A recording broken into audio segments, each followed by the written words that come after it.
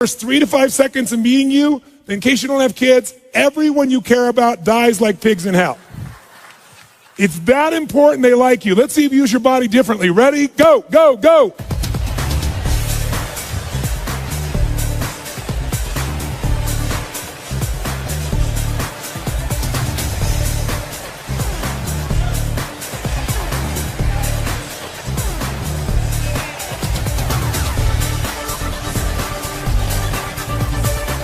All right, did that feel better, yes or no? Yes or no? Did you use more of your body, yes or no? More of your face, yes or no? Did you breathe more full or more shallow? Did you talk louder or quieter? Did you move faster or slower? Did you hesitate or go straight for them? Did it feel good? Why?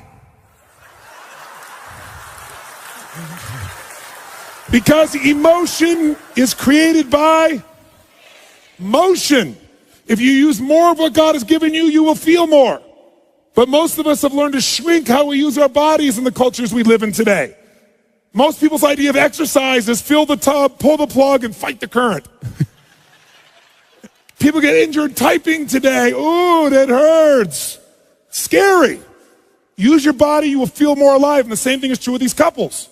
Now, was that the best greeting you're capable of giving another human being? Yes or no? Some of you are saying yes, most of you are saying no. Let's review the exercise. I said if you don't give your best, everyone you care about dies like pigs in hell. And you still didn't give your best? We need to talk. Listen, if you said no, I respect you because you were honest. Because whenever we say we've given our best, it's always a lie. Because whenever you get there, what do we always discover? There's another level. Every 4 years for centuries in the Olympics, what happens? People run faster, they jump higher, they lift more weight. Every 4 years for thousands of years. How has this happened? Drugs, that's how. No. No, that was just a recent thing. The point of the matter is, whenever you get to where you think your best is, it opens up another possibility. And this is what couples have to see. They think they've already had their best days in the beginning. And some of us have been guilty of encouraging or agreeing with that. And that's the worst thing you could possibly do. This idea, when I first started coming out doing the things I was doing, I'll never forget, the attacks on me was, he's raising people's expectations and they're going to be disappointed. I hope the hell so. Disappointment. If you don't have a higher expectation and get disappointed, you're not going for anything. You're not alive. And besides, that disappointment will either drive you or crush you. You get to decide which one it's going to be. Absolutely. So, since that clearly wasn't the best one you're capable of giving, we have to take up one more level. You say, what are we going to do, get naked? No. This time what I want you to do is I want you to greet people like they're your long-lost lover or best friend. Like, oh my God, look, it's Mary. Look at her. Oh my God, there she is. Ah! I want you to greet people like your long-lost lover or best friend. Ready, go, go, go.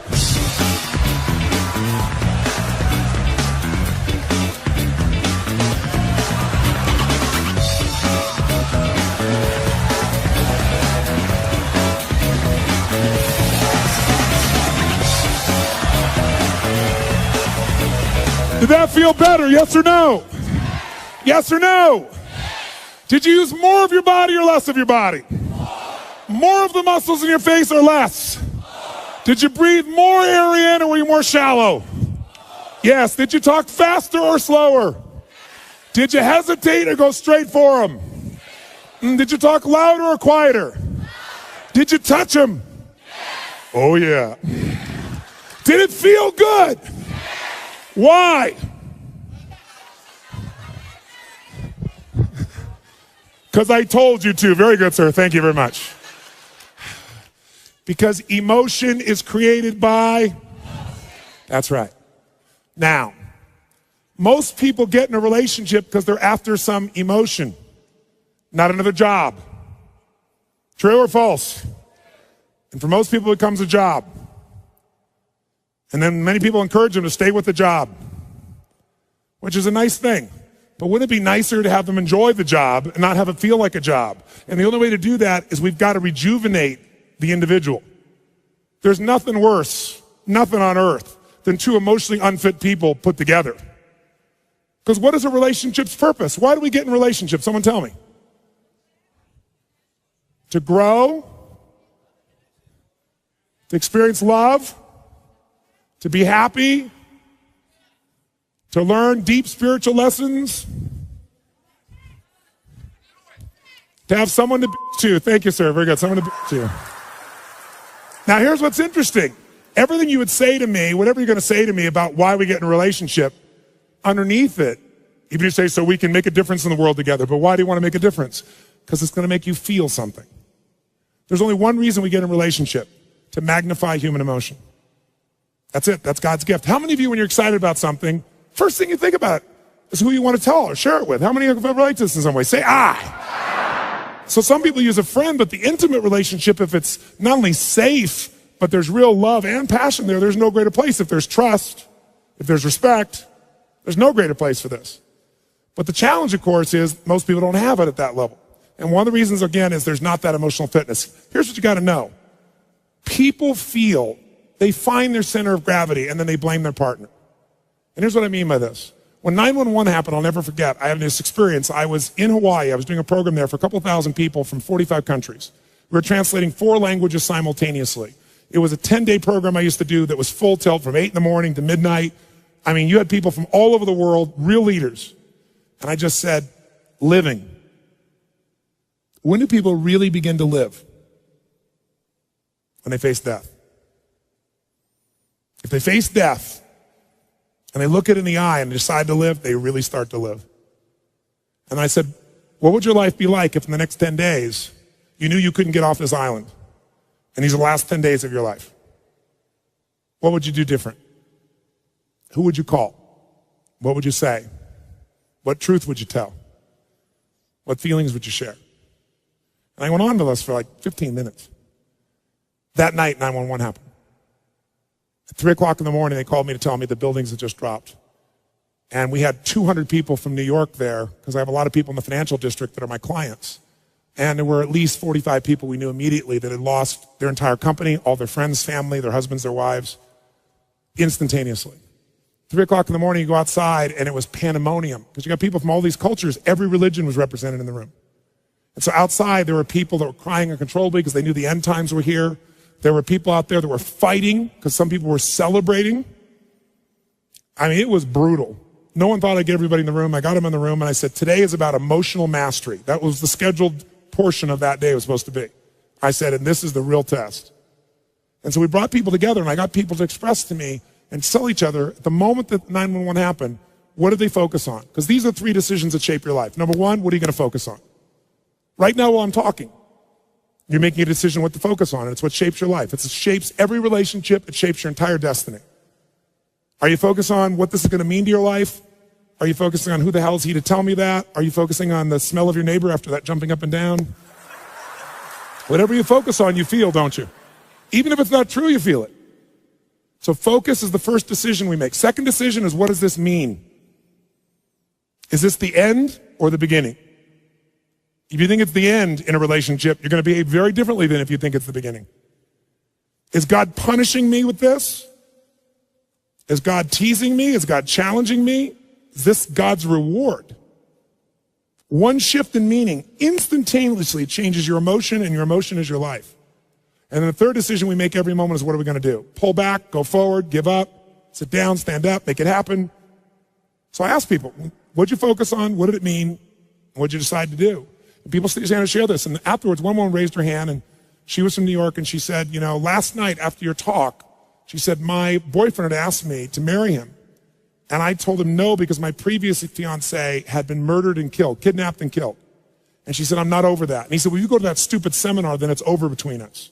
And she said, then fine, it's over. And she said, then when you said that first night, I got chills. So I called him last night at midnight to leave a message to tell him how much I love him, that I want to marry him. And she said, he called me back at 3 o'clock this morning. She said, but I didn't get the message, but I have it here. And he was at the top of the World Trade Centers where he worked.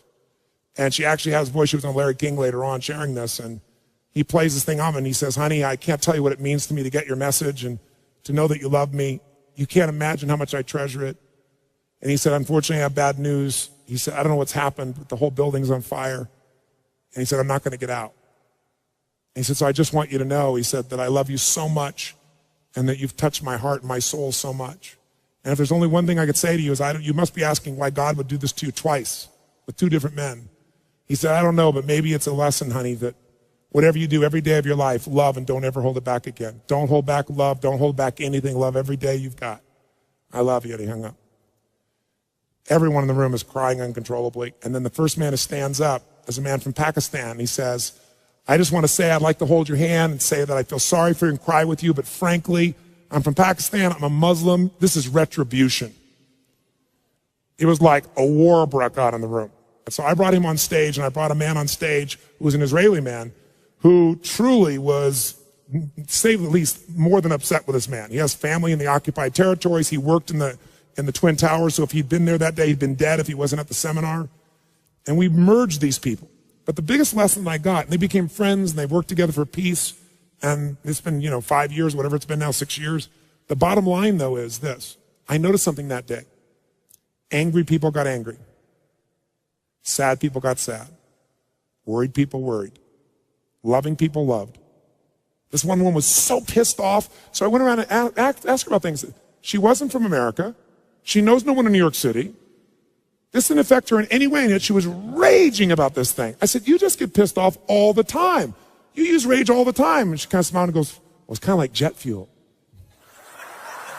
I brought up this woman who worked in the hospitals in New York, and she was guilty that she wasn't there to help people. But as you dig underneath, she always finds a way to be guilty. Here's my point. People, how many of you know somebody who always finds a way to be pissed off no matter what happens? How many know somebody that say, I? And how many of you know somebody that isn't funny, but they think they are? And they laugh so hard at their own jokes that you find yourself laughing too. How many got somebody that say, I? Who do you want to be with? Not hard to figure out, is it? Emotions are a habit. And when we go to relationship, all we do is magnify them. And then we find reasons to back them up. Those people use 911, as horrible as it was. I said to them, all of them, you get a feeling this sad, you're going to feel this sad as horrible as it is that 3,000 people died. Guess what? 4,000 people die of cancer and heart disease every day in this country. And they're men, women, children, aunts, uncles, mothers, and you're not sitting around crying about them every day. Why are you so selective in your compassion? Because what we did is focus on it, and then people use that to produce an emotion.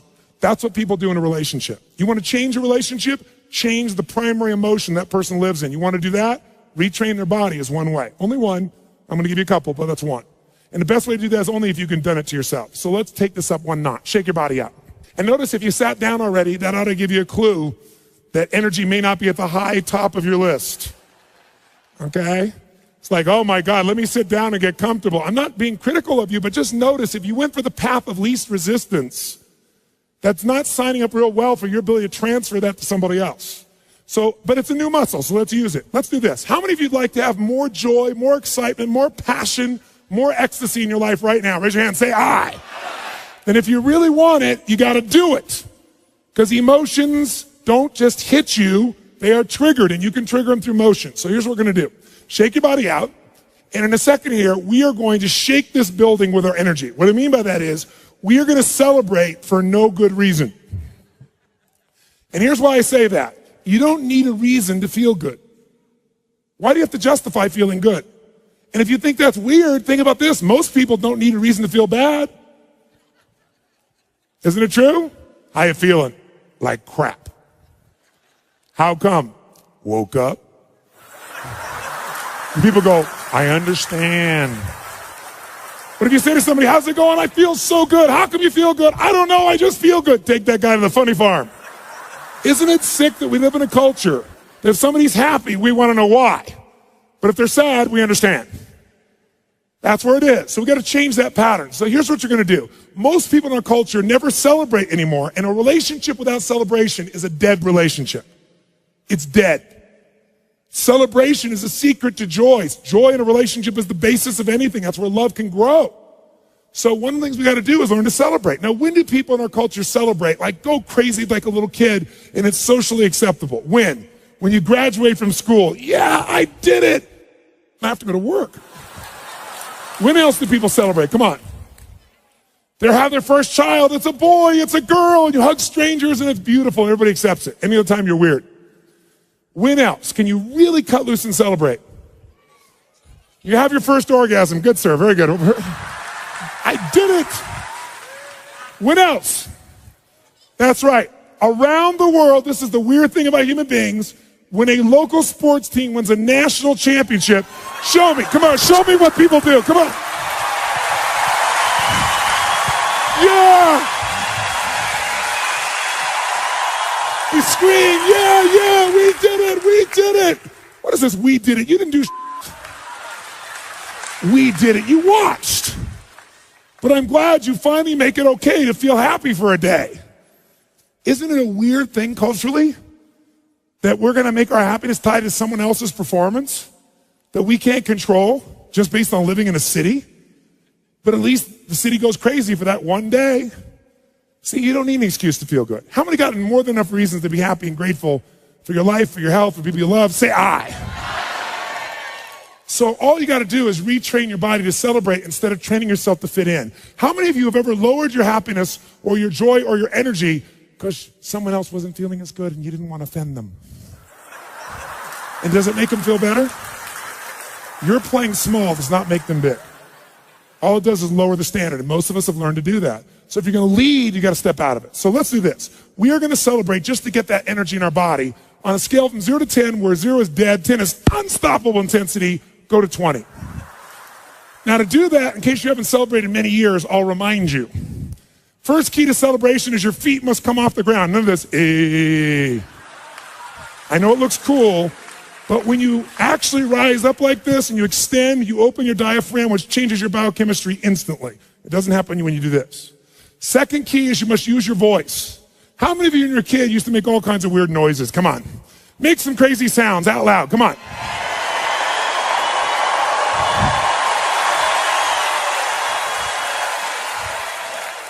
I got a question for you.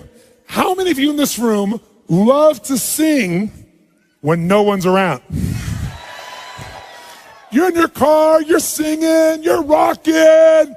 You get to the stoplight, you're still singing, rocking. You look over, the person in the car next to you is staring at you like this.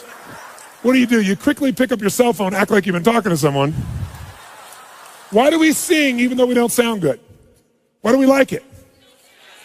That's right, because emotion is created by, and to sing, you have to move parts of your body you don't normally move. And if you don't use it, so we like it even though we don't sound good. So when you're celebrating, you're going to extend and you're going to make sound like crazy. How many want to go for it? Say I. Then your job is to outdo the old person next to you with your intensity. We're going to clap. We're going to clap till we get to 3, and then we'll do it. 1, 2, 3, go! That's it! Come on! Come on! Use your voice! Get a high five from the people around you. Grab a seat. If you feel better than before, make a fist and say yes.